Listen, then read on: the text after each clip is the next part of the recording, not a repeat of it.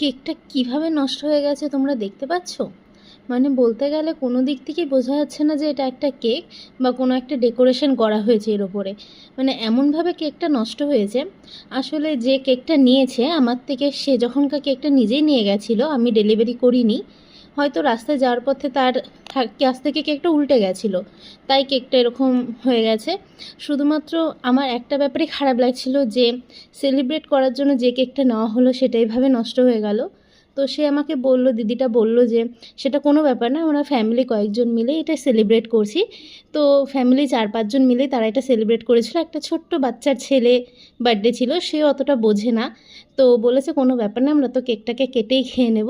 তো এটাই অনেকটা, যে আমাদের ভুলের জন্যই পড়েছে, কোনো ব্যাপার না, তুমি যেটা বানিয়ে দিয়েছো সেটাই অনেক। তো এটা বলাতে তো আমার তাও একটু ভালো লাগলো। তো তোমাদের সাথে পরে আমার এই ভিডিওটাও শেয়ার করলাম যে আমি কেকটা ঠিক কীরকম বানিয়েছিলাম আর কি হয়ে গেছে। তো দেখতেই পেলে এটা একটা স্পাইডারম্যান থিমের কেক ছিল, একটা 5 বছরের বাচ্চার জন্য। একদমই সিম্পল ডেকোরেশন ছিল, কিন্তু দেখতে ভীষণই ভালো লাগছিল। কিন্তু এইভাবে পড়ে যাওয়াতে আমারও একটু খারাপ লেগেছে। তো তোমরাই জানিও এই কেকটা কেমন হয়েছে, আমাকে কমেন্ট করে অবশ্যই জানাবে।